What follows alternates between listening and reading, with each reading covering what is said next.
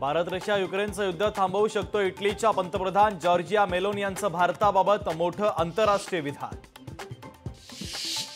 Olympic विजेत्यांबाबत Telangana सरकारचा मोठा निर्णय। तेलंगणा सरकार ऑलिम्पिक विजेत्यांना देणार 1 कोटी रुपयांचं बक्षीस। केंद्रीय गृहमंत्री अमित शाह 2 दिवस मुंबईच्या दौऱ्यावर। अमित शाह उद्या लालबागच्या राजाच्या दर्शनासाठी जाणार, तर संध्याकाळी मुख्यमंत्री एकनाथ शिंदे यांची भेट घेण्याची शक्यता। अभिनेत्री कंगना रनौतला दिलासा। इमर्जन्सी चित्रपटाच्या प्रदर्शनाचा मार्ग मोकळा। चित्रपटाला सेन्सॉर बोर्डाकडून काही अटींवर परवानगी। निवडणुकीनंतर जम्मू काश्मीरला संपूर्ण राज्याचा दर्जा देणार, केंद्रीय गृहमंत्री अमित शहांचं आश्वासन। क्रेडिट आणि डेबिट कार्डनं पेमेंट करणं महाग होण्याची शक्यता। 2000 पर्यंतच्या पेमेंटवर 18% जीएसटी लावण्याचा केंद्राचा विचार। पंजाबमध्ये विजेवरील अनुदान रद्द, इंधनावर पुन्हा कर, मोफत सोयी सुविधांची घोषणा। आम आदमी पक्षाच्या अंगलट। करवाढीच्या आम आदमी पक्षाच्या निर्णयावर विरोधकांची जोरदार टीका।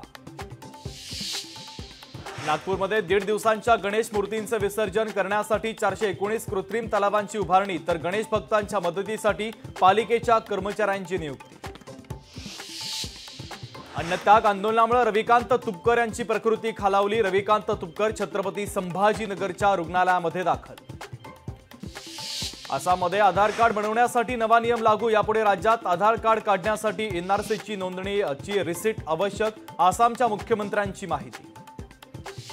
मुलुंडमध्ये 9 फुटांची मगर आढळल्यानं खळबळ। निर्मल लाईफस्टाईल जवळील सोसायटीमध्ये आढळली मगर। राज्यात 2 दिवस पावसाची शक्यता। विदर्भ मराठवाड्यात जोरदार पावसाची शक्यता, तर विदर्भातील सर्व जिल्ह्यांना पावसाचा येलो अलर्ट। मराठवाड्यातील नागरिकांची पाण्याची चिंता अखेर मिटली। जायकवाडी धरण 95% भरलं। गोदावरी नदीकाठच्या गावांना सतर्कतेचा इशारा। हिंगोलीमध्ये आतापर्यंत 808 मिलीमीटर पाऊस, तर पावसामुळे धरणांच्या पाणी पातळीमध्ये वाढ। जिल्ह्याच्या पिण्याच्या पाण्याची चिंता अखेर मिटली। राजस्थानची राजधानी जयपूरला पावसानं झोडपलं। मुसळधार पावसामुळे शहरातील मुख्य रस्त्यावर गुडघाभर पाणी।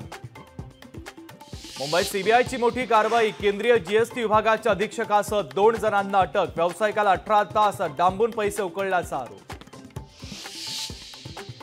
भिकेला लागलेल्या पाकिस्तानला लॉटरी। पाकिस्तानच्या समुद्रात सापडले तेल आणि नैसर्गिक वायूचे साठे, तर जगातील 4थ्या क्रमांकाचे साठे असल्याची माहिती। लोकशाही मराठी ऐका, पहा, जागरूक रहा।